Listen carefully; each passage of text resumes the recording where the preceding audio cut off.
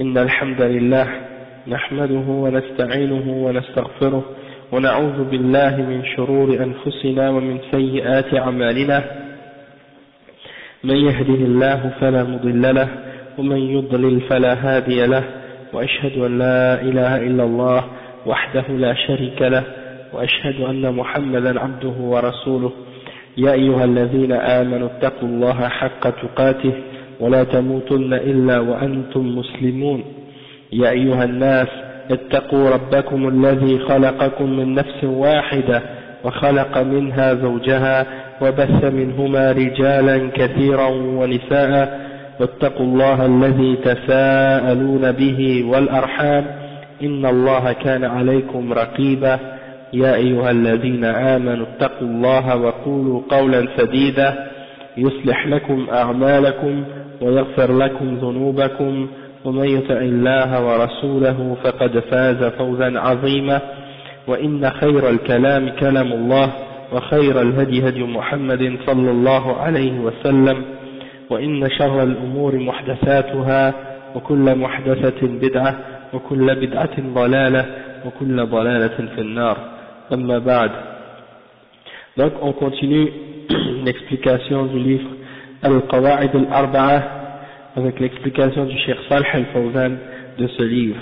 Et maintenant on a commencé la troisième qa'ida, on a expliqué qu'est-ce que c'est cette qa'ida, et là le Cheikh est en train de donner les preuves de chaque élément de ce qu'il a mentionné, et là on était rendu à expliquer les preuves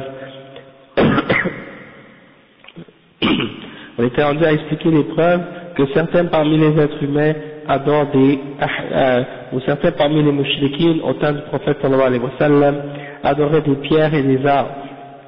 Ok, donc le cheikh dit ودليل الأحجار والأشجار قوله تعالى أفرأيتم اللات والعزى ومناة الثالثة الأخرى. Donc ça c'est le verset 19 et 20 dans sourate An-Najm. Et le cheikh maintenant il commence son explication et il dit وقوله ودليل الأحجار والأشجار إلى آخره في هذه الآية دليل أن هناك من يعبد الأحجار والأشجار من المشركين فقوله أفرأيتم هذا استفهام إنكار أي أخبروني من باب استفهام الإنكار والتوبيخ. اللات بتخفيف التاء اسم صنم في الطائف وهو عبارة عن صخرة منقوشة عليها بيت مبني وعليه ستائر يضاهي الكعبة وحوله ساحة وعنده سندة كانوا يعبدونها من دون الله كانوا يعبدونها من دون الله وهي لثقيف وما والاهم من القبائل يفاخرون بها. وقرئ أفرأيتم اللات قرئ كذلك أفرأيتم اللات بشدة بتشديد التاء اسم فاعل من لت يلت وهو رجل صالح كان يلت السويق ويطعمه للحجاج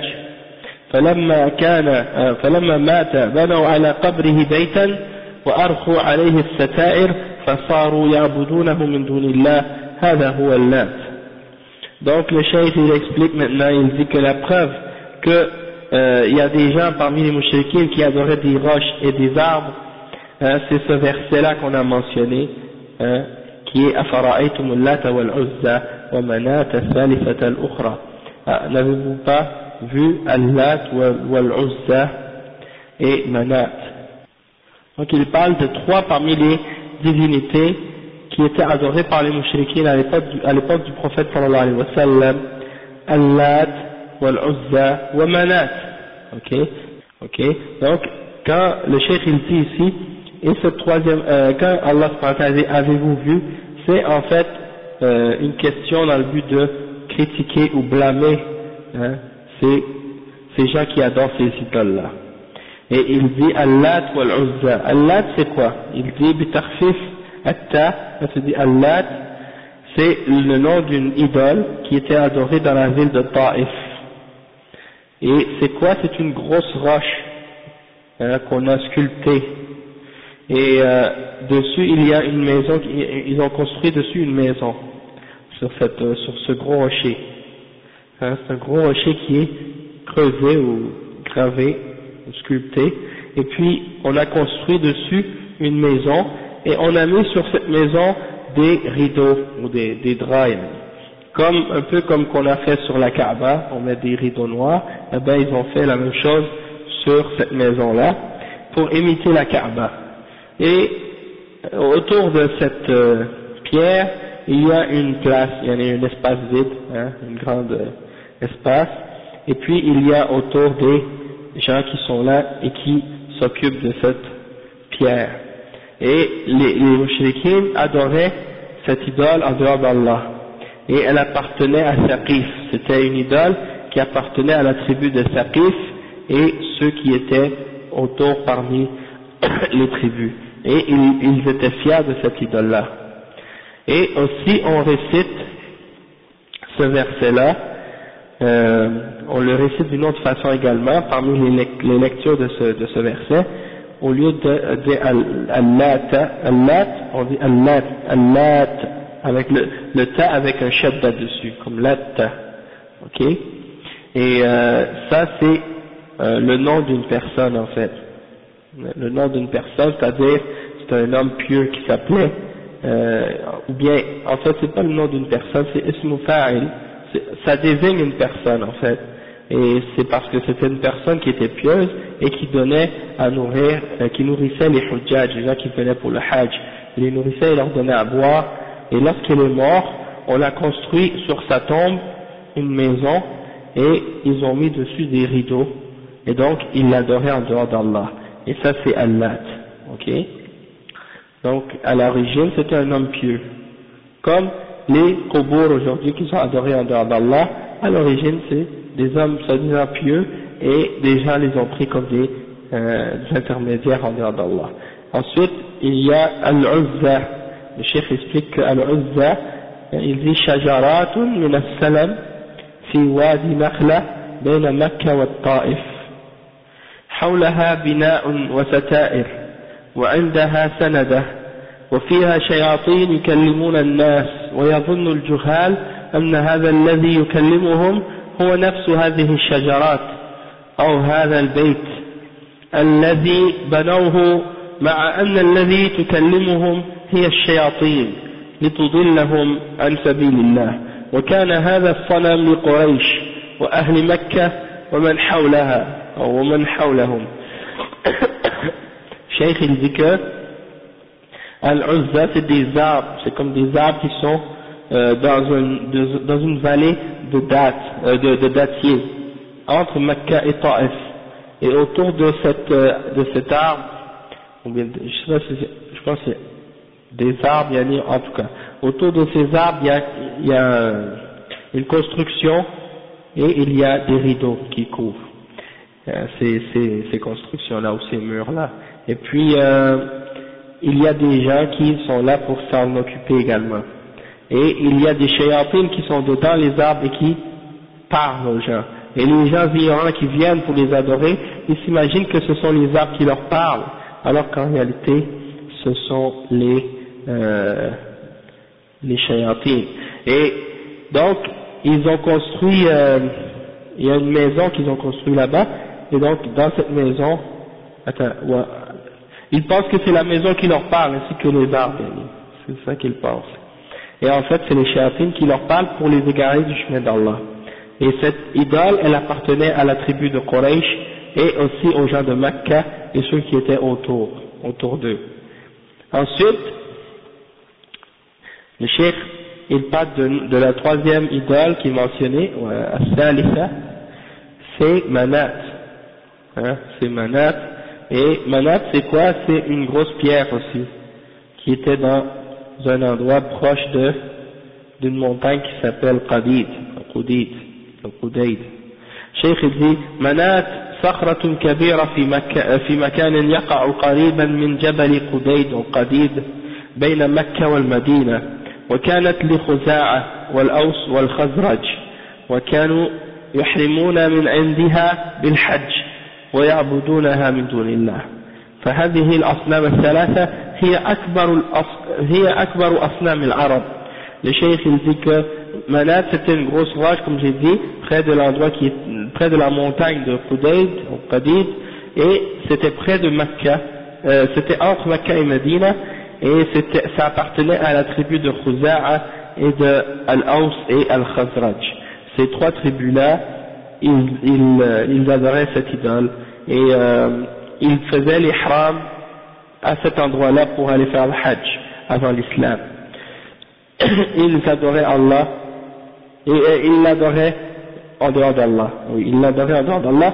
Et le cheikh dit que ces trois idoles-là, c'est les trois plus grandes idoles que les Arabes possédaient. Ensuite, le cheikh dit وقال الله تعالى أفرأيتم اللات والعزى ومنات. Oui, c'est ça, il est mentionné même, je n'avais pas vu. ومنات فهل أغنمتم شيئا هل تنفعكم شيئا هل أغنتكم شيئا هل نفعتكم هل نصرتكم هل كانت تخلق وترزق وتحيي وتميت ماذا وجدتم فيها؟ هذا من باب الإنكار وتنبيه العقول إلى أن ترجع إلى رشدها، فهذه إنما هي صخرات وشجرات ليس فيها نفع ولا ضر، مخلوقة. ولما جاء الله بالإسلام فتح رسول الله صلى الله عليه وسلم مكة المشرفة، أرسل المغيرة بن شعبة وأبان بن سفيان بن حرب إلى اللات في الطائف فهدماها، وأمر بأمر رسول الله صلى الله عليه وسلم، وأرسل خالد بن الوليد إلى العزة فهدمها، وقطع الأشجار وقتل الجنية التي كانت فيها تخاطب الناس وتضلهم، ومحاها عن آخرها والحمد لله. وأرسل علي بن أبي طالب إلى منات فهدمها ومحاها، وما أنقذت نفسها فكيف تنقذ أهلها وعبادها؟ أفرأيتم اللات والعزى ومناة الثالثة الأخرى أين ذهبت؟ هل نفعتكم؟ هل منعت نفسها من جنود الله وجيوش الموحدين؟ Le cheikh il explique maintenant ce verset en détail. Il a expliqué maintenant qu'est-ce que c'était ces trois idoles. Maintenant il va expliquer le verset lui-même. Le cheikh il dit أفرأيتم اللات والعزى ومنات. Est-ce que vous avez vu ces trois idoles, Allat, Al-Uzza et Manat? Est-ce qu'elles vous ont profité en quoi que ce soit? Est-ce qu'elles vous ont enrichi en quoi que ce soit? Est-ce qu'elles vous sont venues en aide lorsque le prophète sallallahu alayhi wa sallam est venu pour conquérir Mecca? Le cheikh il dit, est-ce que elles ont créé? Est-ce que c'est elles qui vous donnent votre subsistance? Est-ce que ce sont elles qui font vivre et mourir? Qu'est-ce que vous avez trouvé auprès d'elles, dans ces idoles? Qu'est-ce que vous avez trouvé auprès de ces idoles? Le cheikh il dit ça, c'est pour les critiquer et les blâmer et pour les faire réfléchir à utiliser leur raison pour qu'ils reviennent à la droiture et au droit chemin, parce que ce sont uniquement des roches et des pierres et des arbres, ils ne peuvent ni nuire ni profiter quiconque parmi les êtres humains. Elles sont créées elles-mêmes, alors comment elles pourraient aider les autres? Donc le cheikh il dit, lorsque Allah est venu, c'est-à-dire lorsque Allah a fait venir l'islam et que le prophète sallallahu alayhi wa sallam a conquis Mecca et qu'il a envoyé des sahaba, il a envoyé des sahaba à des idoles particulières pour les détruire. Il a envoyé Al-Mughira ibn Shu'ba et Aban ibn Sufyan ibn Harb pour détruire l'idole qui s'appelle Allah, qui était à Taif. Et les deux l'ont détruit selon le commandement du prophète sallallahu alayhi wa sallam. Maintenant, ensuite de ça, le prophète sallallahu alayhi wa sallam a envoyé Khalid ibn al-Walid pour aller détruire l'idole qui s'appelle Al-Uzza. Et Khalid ibn al-Walid, il a détruit l'idole il a coupé les arbres, hein, et il a tué le djinn qui était caché dans cette maison ou dans l'arbre et qui parlait aux gens et qui égarait les gens. Et il les a complètement rasés, yani. Walhamdulillah. Ensuite de ça, il a envoyé Ali ibn Abi Talib vers l'idole qui s'appelle Manat, et il les a détruits, il les a complètement rayés de la région. Yani. Donc ça veut dire que les Sahaba ont complètement détruit toutes les idoles qui étaient adorées par les Arabes, et les trois plus grandes d'entre elles, Al-Lat, Wal-Uzza, wa Manat. Donc le cheikh il dit, est-ce qu'elles se sont sauvées elles-mêmes? Elles n'ont même pas pu se sauver elles-mêmes, alors comment elles pouvaient sauver ceux qui les adoraient en dehors d'Allah? Donc le cheikh il montre que en fait de les adorer c'était quelque chose de stupide et quelque chose d'illogique, parce qu'elles ne peuvent même pas s'aider elles-mêmes.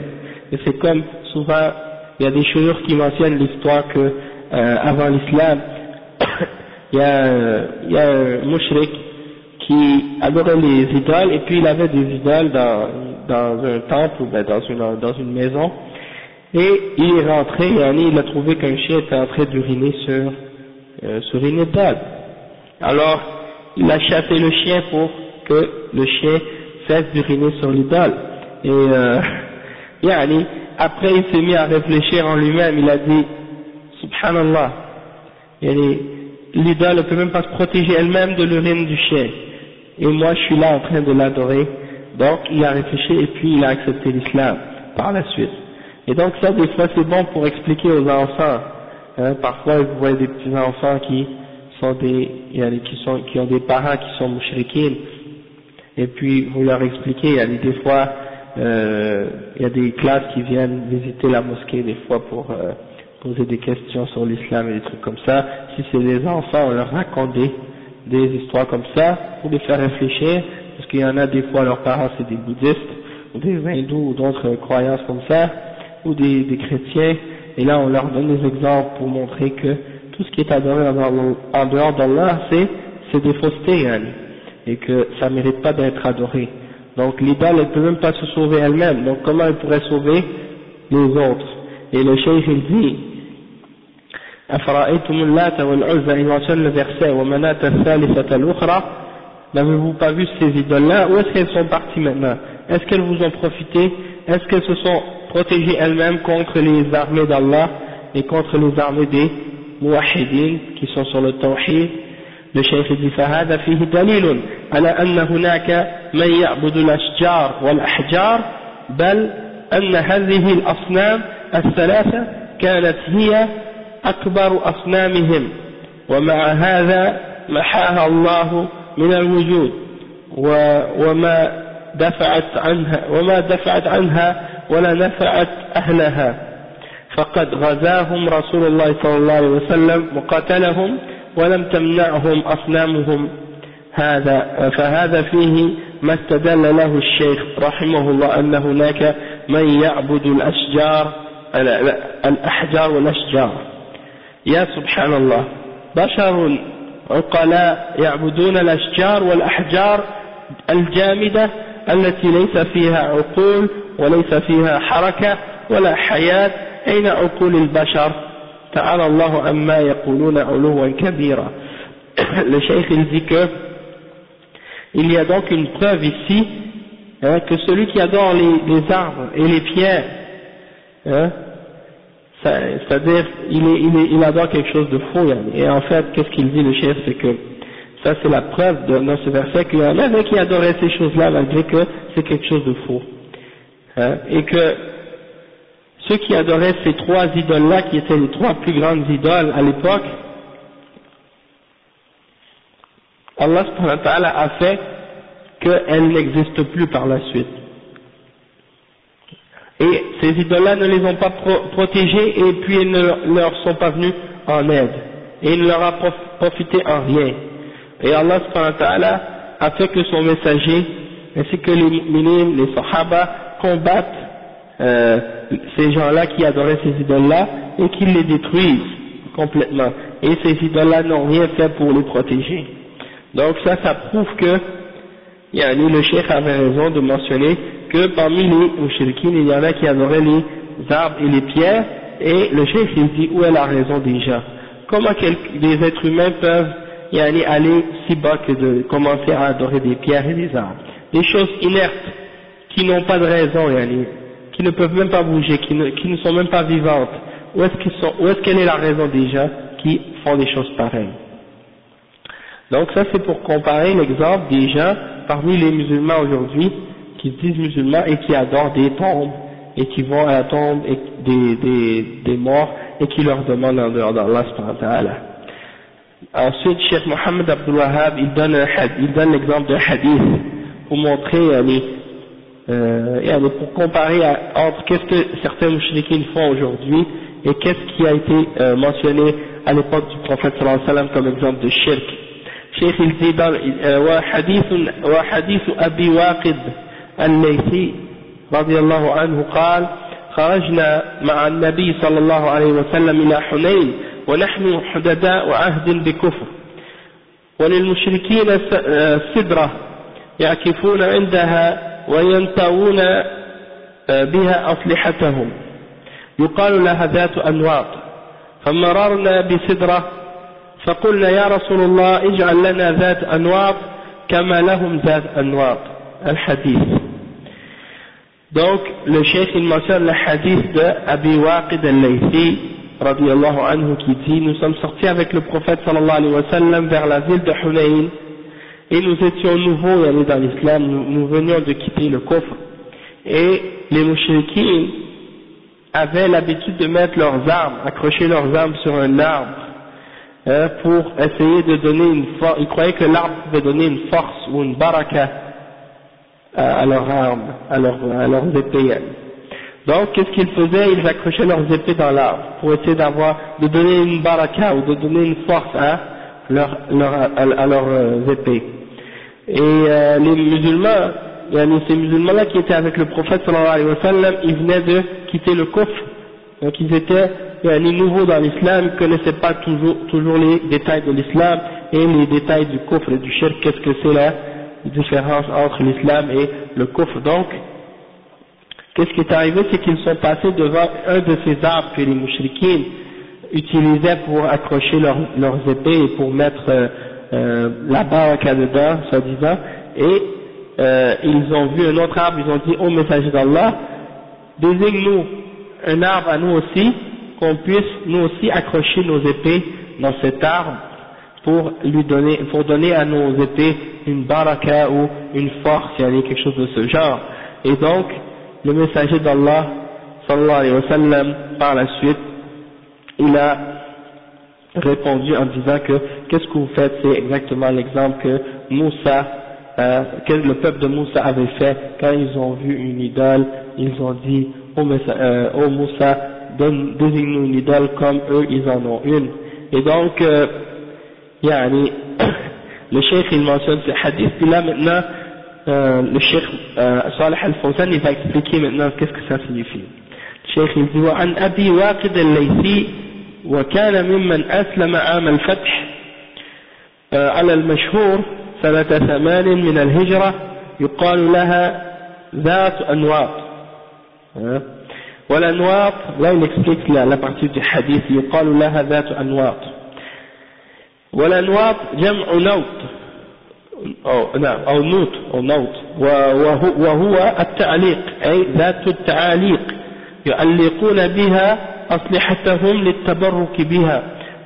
فقال بعض الصحابة الذين أسلموا قريبا ولم يعرفوا التوحيد تماما اجعل لنا ذات أنواط كما لهم ذات أنواط. وهذه بلية التقليد والتشبه وهي من أعظم البلايا. فعند ذلك تعجب النبي صلى الله عليه وسلم وقال الله أكبر الله أكبر الله أكبر.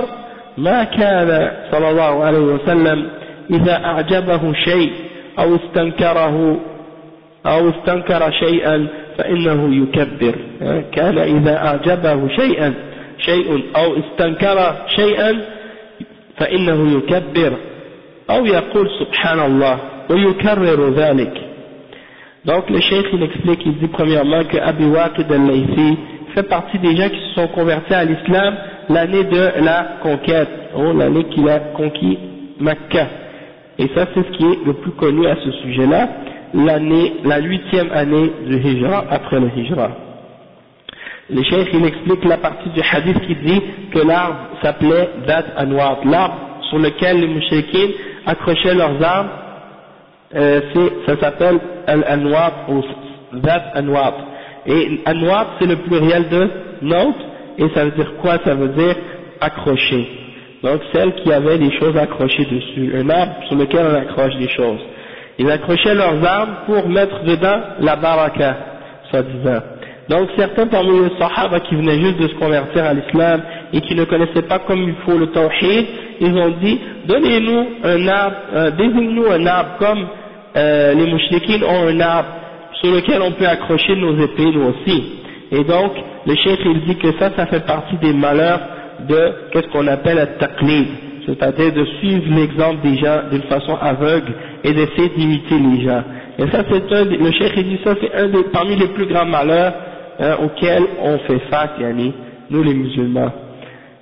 Souvent on trouve que des musulmans essaient d'imiter, de suivre les exemples des kuffars et des mouchriquins.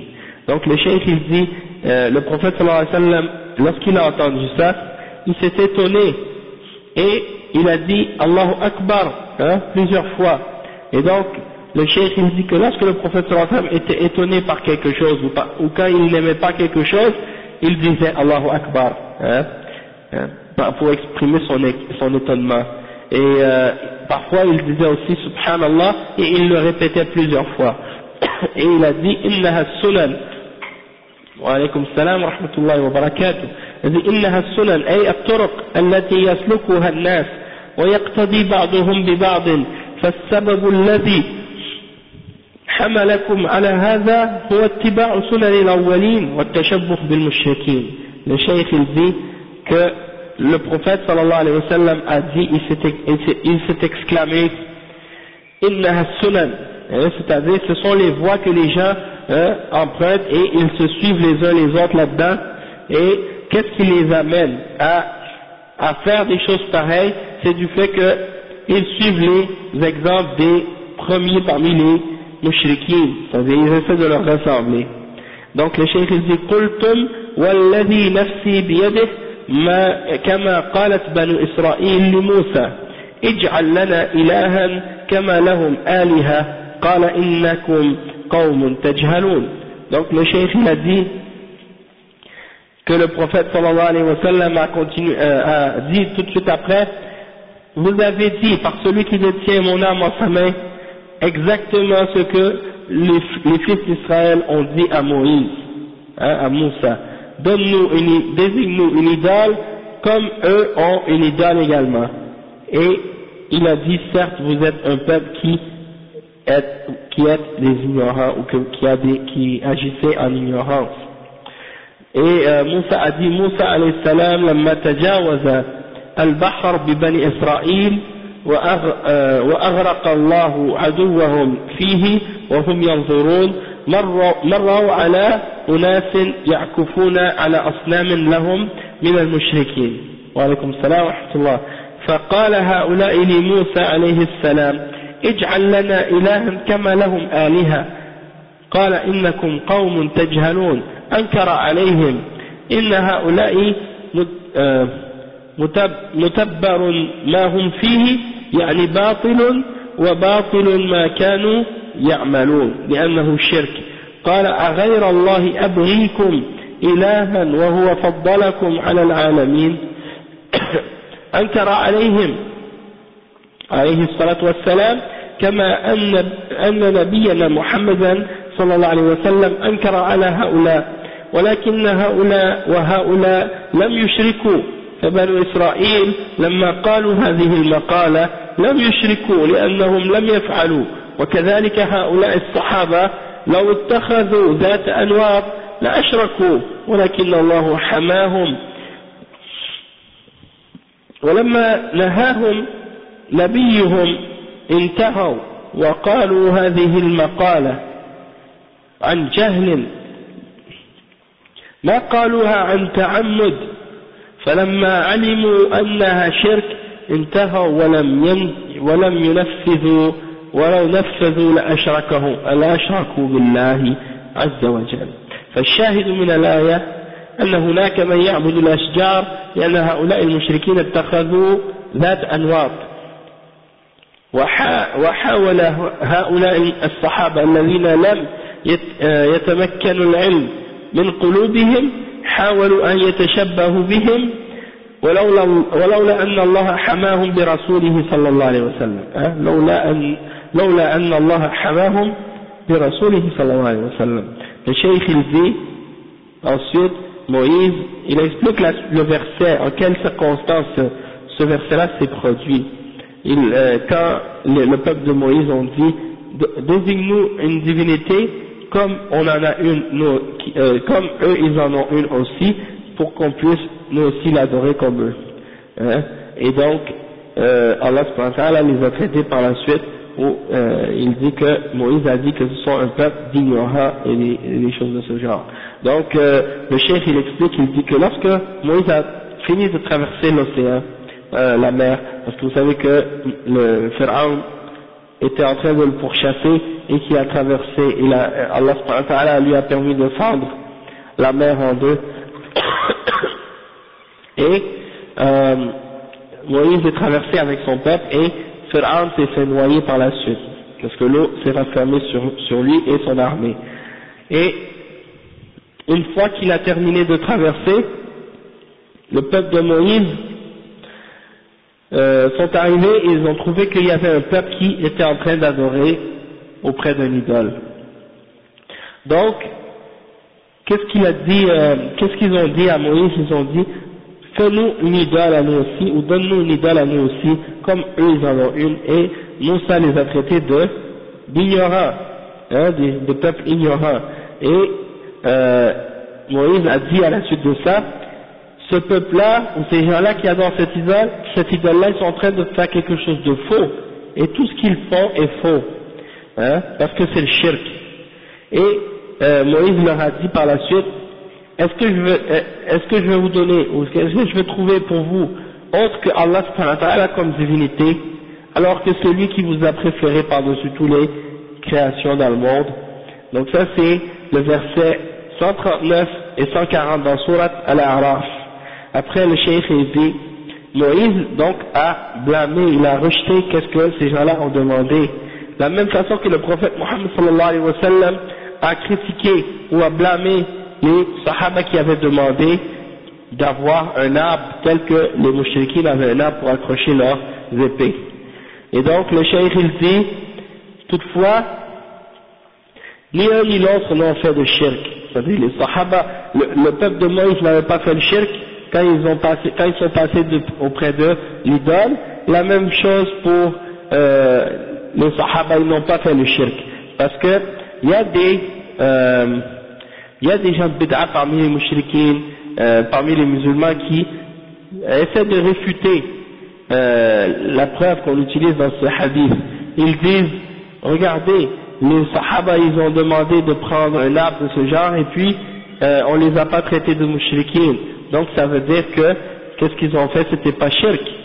Et le cheikh il explique maintenant, il dit, regardez, aucun d'entre eux n'a fait le shirk. Ils ont demandé de faire ça par ignorance.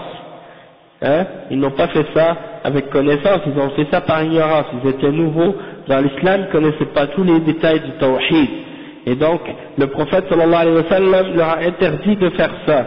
De même que Moïse également leur a interdit de prendre des idoles et par la suite ils se sont abstenus et ils ne l'ont pas fait. Et c'est pour ça qu'ils n'ont pas été déclarés mouchriquins. Mais s'ils l'avaient fait après avoir su que c'était shirk, là ils auraient été déclarés mouchriquins à ce moment-là. Et donc c'est ça que le cheikh explique ici, et il dit que si c'était pas Allah subhanahu wa ta'ala si Allah ne les aurait pas protégés et interdit de faire une chose pareille, et si le prophète sallallahu alayhi wa sallam ne leur si le prophète sallallahu alayhi wa sallam ne leur aurait pas interdit de le faire, et ils auraient faire tomber eux aussi dans le shirk. Mais le prophète sallallahu alayhi wa sallam leur a interdit par la suite, de même que Moïse a interdit à son peuple de le faire, et ils ont dit cette parole-là en ignorance.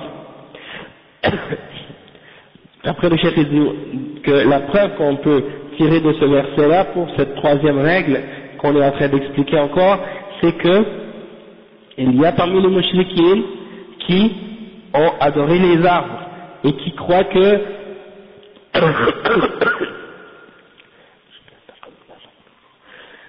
et ils ont pris les arbres comme des objets d'adoration pour prendre des barakas de cet arbre, et les mouchriquines donc ils ont les mouchriquines ils ont pris Zat Anwa pour accrocher leurs épées, et les Sahaba ont essayé de les imiter et de faire comme eux, parce qu'ils n'avaient pas assez de ilm dans leur cœur à propos du tawhid. Donc ils ont essayé de les imiter, mais Allah les a protégés par son prophète. Puis la deuxième preuve qu'on peut tirer de ce verset-là, c'est qu'il y a des gens qui essaient de chercher la baraka dans les arbres et qui se tiennent auprès des arbres et des idoles. Et le fait de faire al-uquf, que ça veut dire al-uquf, le cheikh il explique, il dit والشاهد أن هناك من يتبرك بالأشجار ويعكف عندها، والعكوف معناه البقاء عندها مدة تقربا إليها، والعكوف هو البقاء في المكان.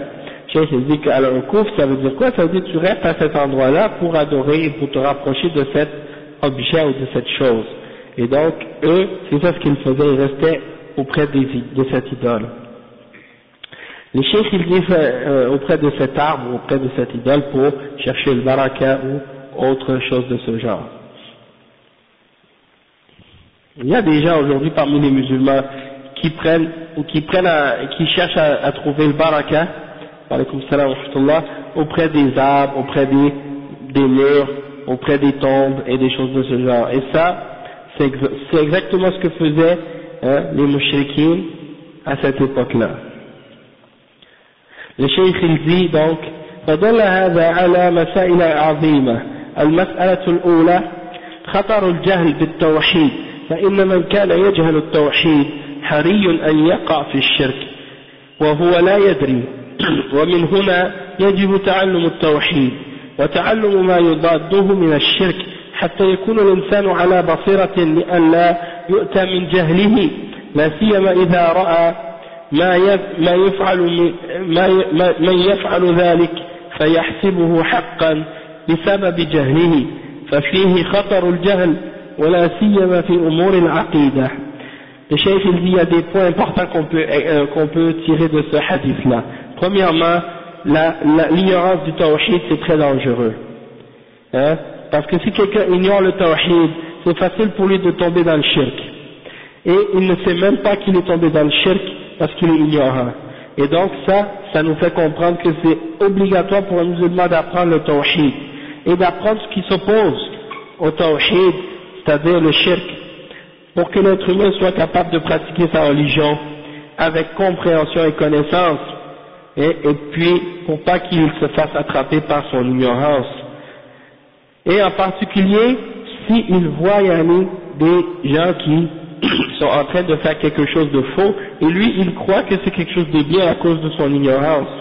Il voit des gens qui font des formes de shirk et il les suit là-dedans, il pense que c'est bien parce qu'il est ignorant.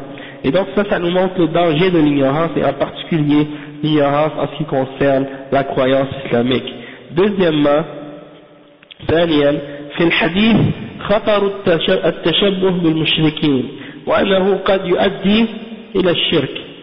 قال صلى الله عليه وسلم من تشبه بقوم فهو منهم فلا يجوز التشبه بالمشركين. Deuxièmement, le cheikh il explique, il dit que dans le hadith on peut comprendre également le danger d'imiter les mushrikines et d'essayer de leur ressembler. Le cheikh il dit que ça peut même amener au shirk, et le cheikh il dit que le prophète sallallahu alayhi wa sallam a dit celui qui ressemble à un peuple ou qui imite un peuple, il est un des leurs. Et donc ça montre que ce n'est pas permis pour un musulman de ressembler aux mouchriquins, d'accord, et d'imiter les mouchriquins. Troisièmement, le cheikh il dit المسألة الثالثة أن التبرك بالأشجار والأشجار والأبنية شرك وإن سمي بغير اسمه لأنه طلب البركة من غير الله من الأحجار والأشجار والقبور والأضرحة وهذا شرك وإن سموه بغير اسم الشرك. Donc il dit le cheikh que le troisième point c'est que de chercher la baraka, chercher la bénédiction des pierres et des roches et des arbres et des bâtiments, des constructions, hein, tout ça c'est shirk, même si les gens essaient de l'appeler par un autre nom, hein, comme le baraka ou des choses comme ça. Il y a des gens quand ils savent qu'une personne est pieuse ou des choses comme ça, tu vois, ils touchent à la personne, ils pensent qu'ils prennent un peu de baraka de cette personne, ou bien une chose en bois, comme par exemple dans la mosquée du prophète sallallahu alayhi wa sallam. Vous allez voir quand il y a des gens qui vont à la mosquée du prophète sallallahu alayhi wa sallam, ils touchent, ils frottent les portes, les murs, les fenêtres, toutes sortes de choses à la mosquée, ils pensent qu'ils ont la baraka là-dedans. Donc ça c'est des exemples d'ignorance, et en fait ça c'est shirk, même si les gens ils l'appellent pas shirk, parce que de chercher la baraka de autre que Allah subhanahu wa ta'ala, comme des pierres et des roches et des arbres et des tombes et des choses de ce genre, tout ça c'est du shirk, même si les gens l'appellent pas shirk. Donc avec ça complète la troisième règle. Maintenant on commence la quatrième règle. Le cheikh il explique, il dit Al-Qa'idatu Rabi'a أن مشركي زماننا أغلظ شركا من الأولين لأن الأولين يشركون في الرخاء ويخلصون في الشدة ومشرك زماننا شركهم دائم في الرخاء والشدة والدليل في قوله تعالى فإذا ركبوا في الفلك دعوا الله مخلصين له الدين فلما نجاهم إلى البر إذا هم يشركون. Le cheikh il dit que la quatrième règle c'est que les mouchriquins de notre époque, leur shirk est beaucoup plus grave que le shirk des premiers mouchriquins à l'époque du prophète sallallahu alayhi wa sallam. En fait, les mouchriquins de l'époque du prophète sallallahu alayhi wa sallam, c'est pas les premiers mouchriquins, mais quand on dit les mouchriquins al-awwalin, ils parlent des mouchriquins à cette époque-là et ceux qui étaient là aussi auparavant. Il dit que eux, ces mouchriquins-là, ils faisaient le shirk dans tous les mouchriquins c'est-à-dire avant l'islam, puis au temps du prophète sallallahu alayhi wa sallam, ils faisaient le shirk quand ça allait mal, quand c'était difficile, quand ils avaient un malheur.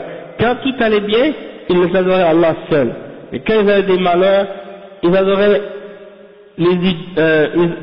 quand ils avaient des malheurs, attendez, ils faisaient le shirk.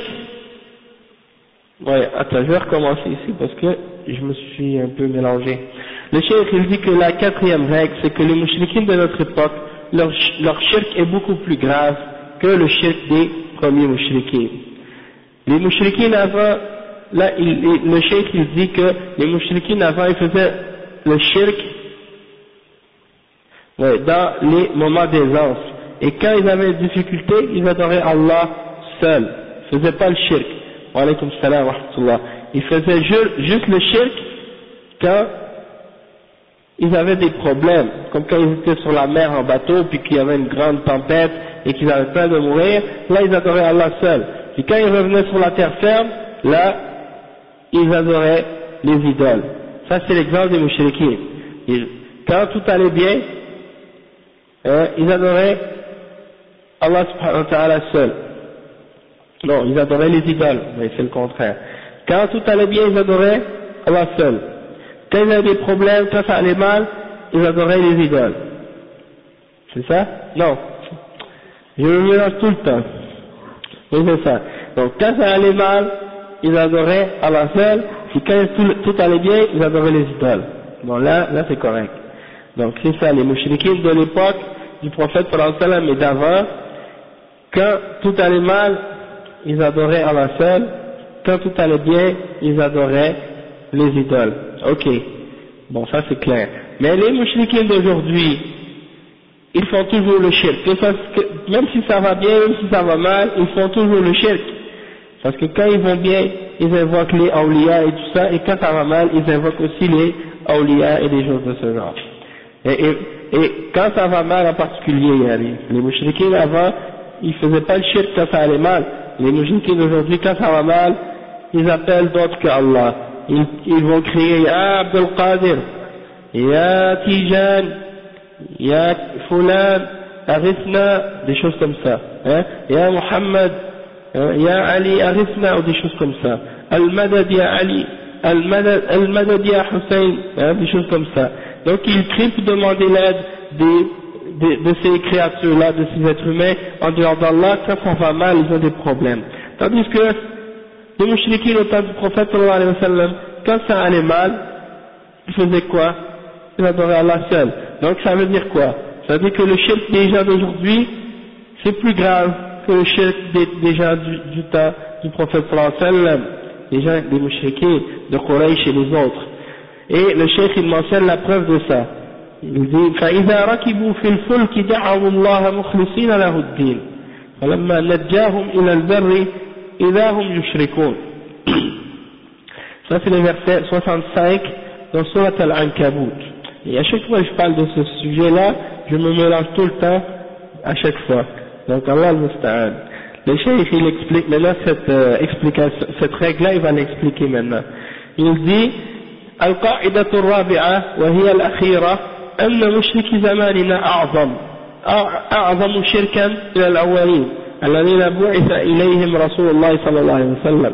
والسبب في ذلك واضح أن الله جل وعلا أخبر أن المشركين الأولين يخلصون لله إذا اشتد بهم الأمر فلا يدعون غير الله عز وجل لعلمهم أنه لا ينقذ من الشدائد إلا الله كما قال تعالى وإذا مسكم الضر في البحر ضل من تدعون إلا إياه فلما نجاكم من البر أعرضتم وكان الإنسان كفورا.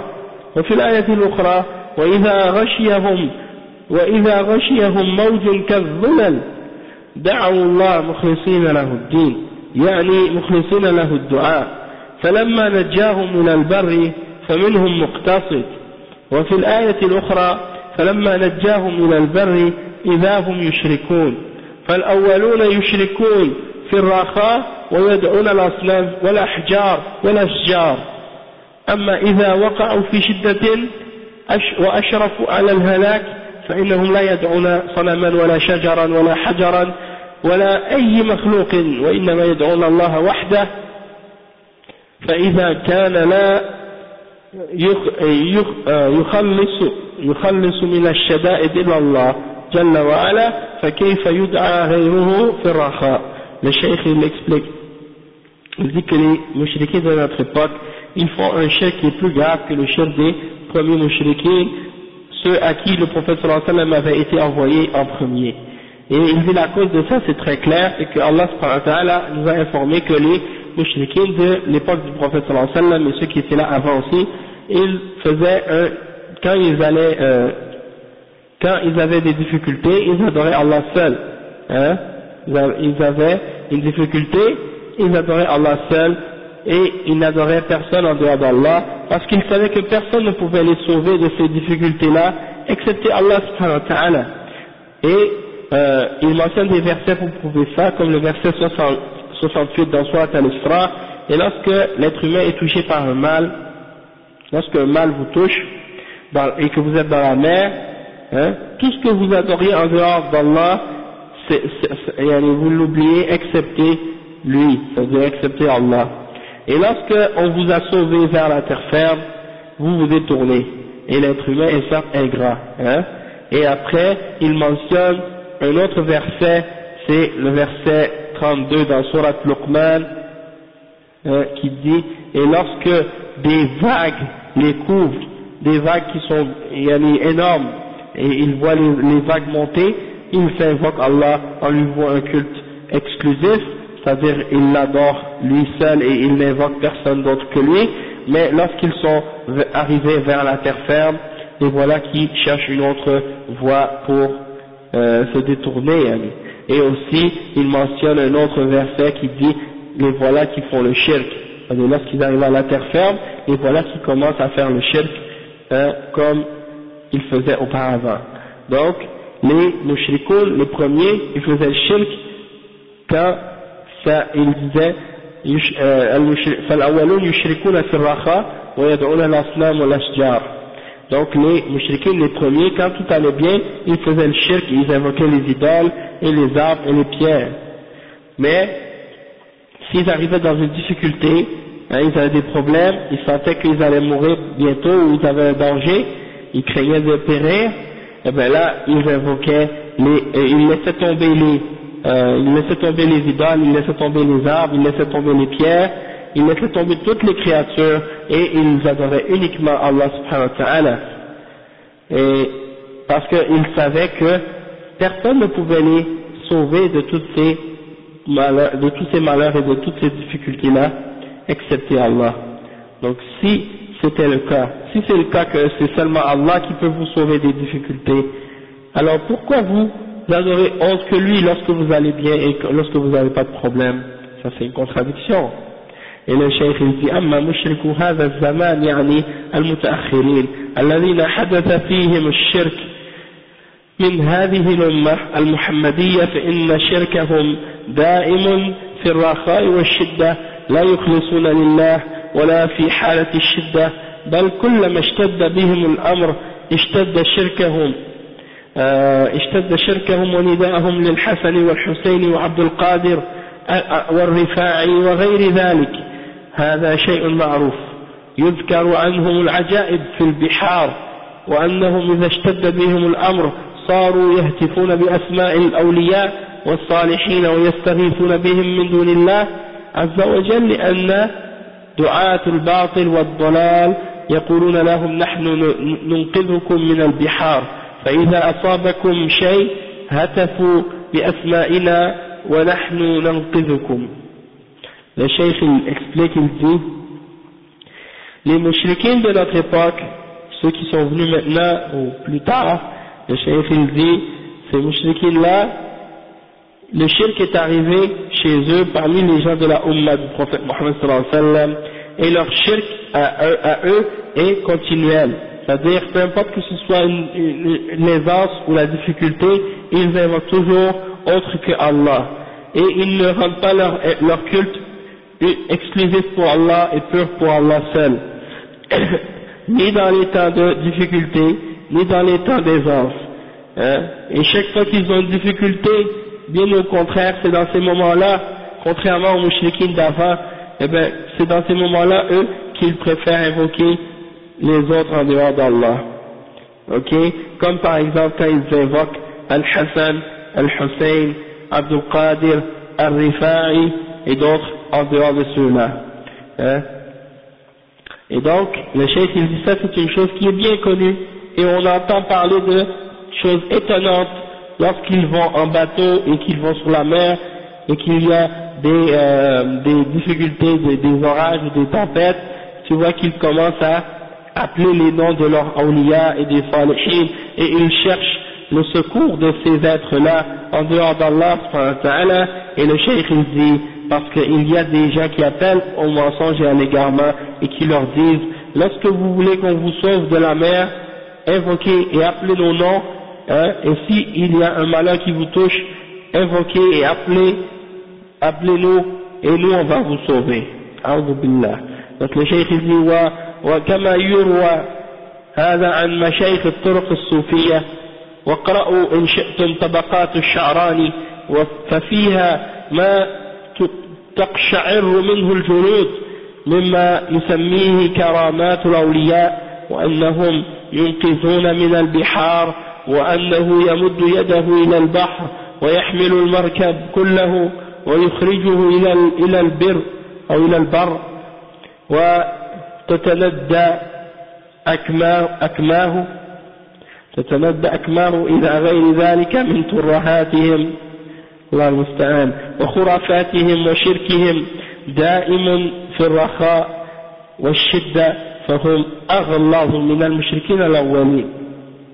Cheikh il dit, si vous voulez des exemples de ça, regardez les histoires que racontent les soufis et les shuyukh des Turcs soufis, et si vous voulez, allez lire le livre Tabaqat de Sha'rani, le soufi qui s'appelle Al-Sha'rani, il a un livre qui s'appelle Tabaqat al-Awliya, et dans ce livre-là vous trouvez des affaires qui vous font dresser les poils et aller sur la tête, les cheveux sur la tête quand vous lisez des histoires bizarres, hein, des histoires de qu'est-ce qu'ils appellent eux, des karamat, des awliya, c'est-à-dire des miracles des awliya, que si certains étaient dans la mer, hein, et ils se sont fait sauver par le wali, c'est-à-dire il y a une grosse main qui est sortie de l'eau et qui a soulevé le bateau et puis qui les a fait sortir et qui les a amenés jusqu'à la terre ferme.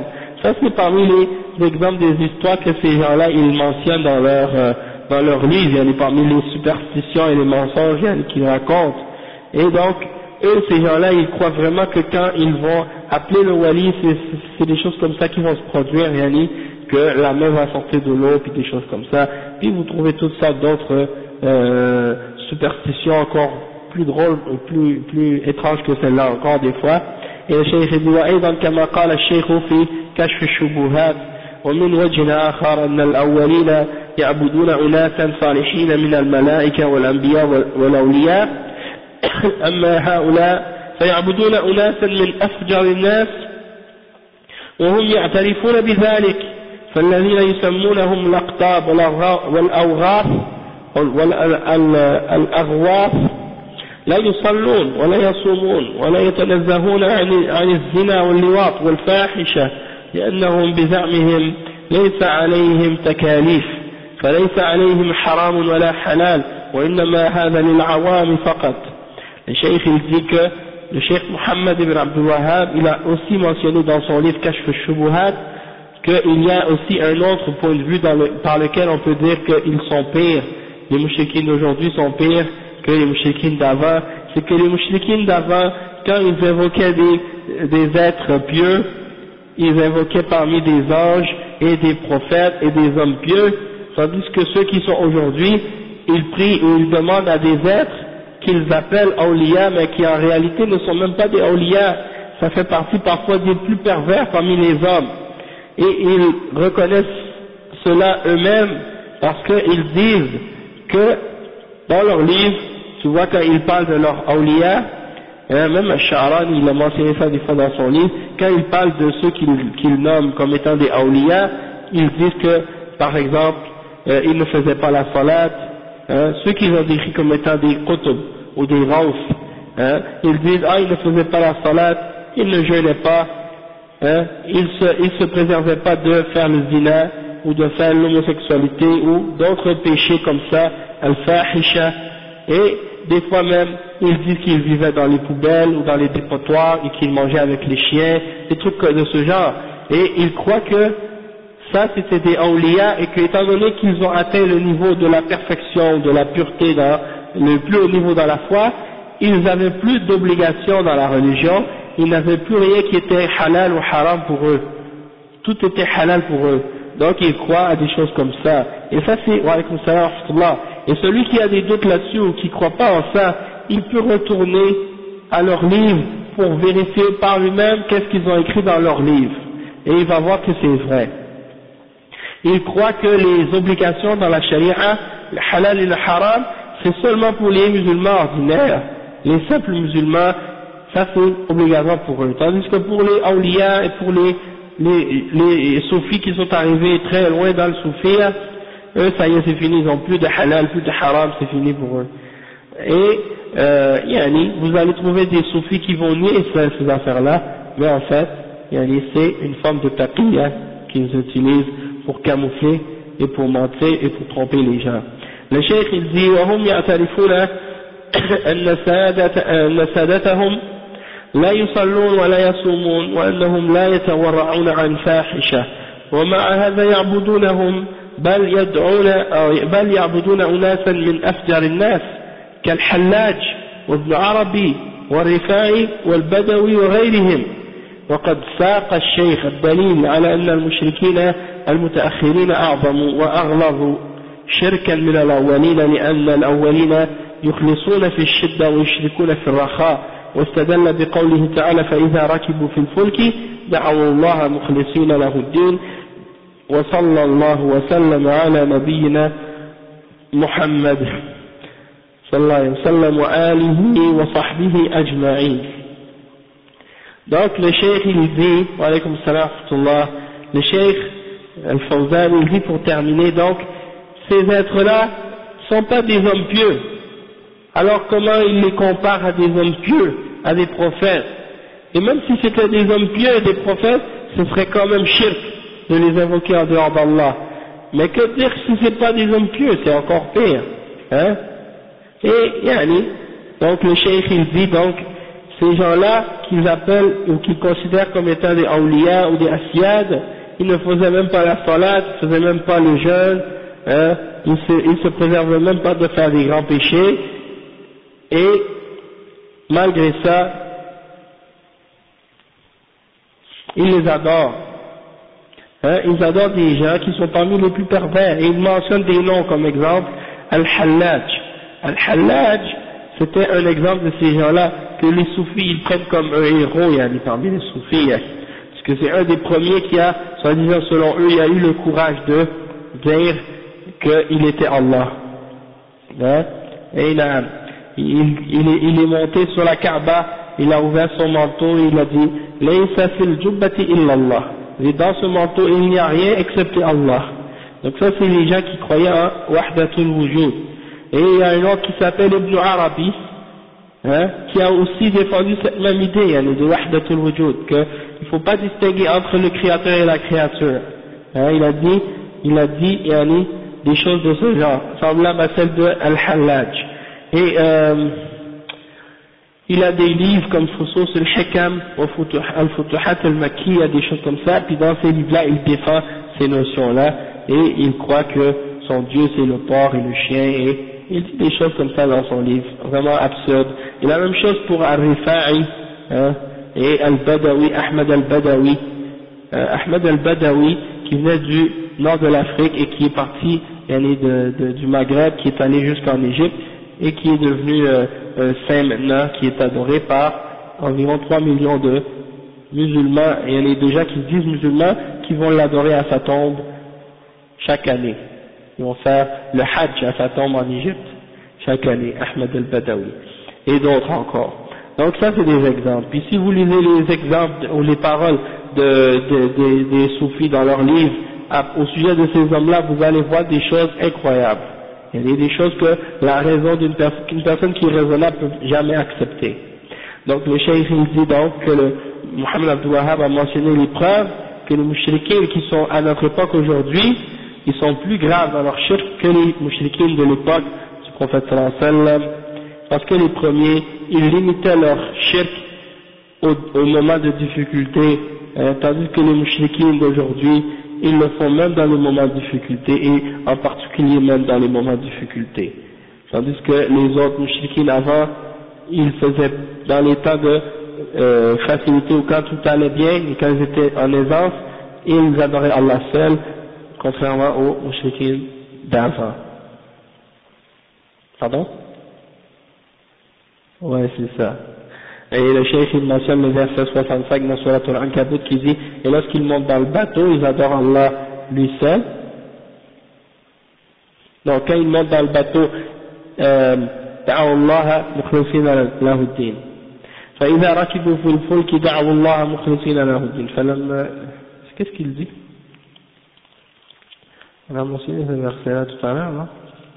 Oui. فلما نجاهم إلى البر إذا هم يشركون. Oui, c'est ça. Donc quand ils montent dans le bateau, ils adorent Allah seul. Et quand ils arrivent sur la terre ferme, ils commencent à faire le shirk avec les idoles, etc. Donc ça c'est la fin du livre Al-Qawa'id Al-Arba'a, hein, et le cheikh il termine en envoyant le salut et la paix sur le prophète Mohammed sallallahu alayhi wa sallam, ainsi que sur sa famille et ses sahaba et tous ceux qui l'ont suivi. Donc alhamdulillah, on a complété donc cette risala aujourd'hui, et puis ça va être la dernière risala qu'on va étudier ensemble, Inch'Allah, mais quand même, alhamdulillah, espérons que Allah subhanahu wa ta'ala fasse que ces connaissances qu'on a apprises soient bénéfiques pour nous et pour les gens à qui on va les transmettre aussi, Inch'Allah. Donc, jazakumullahu khairan, subhanakallah wa bihamdika, ashhadu an la ilaha illa anta, astaghfiruka wa atubu ilayh.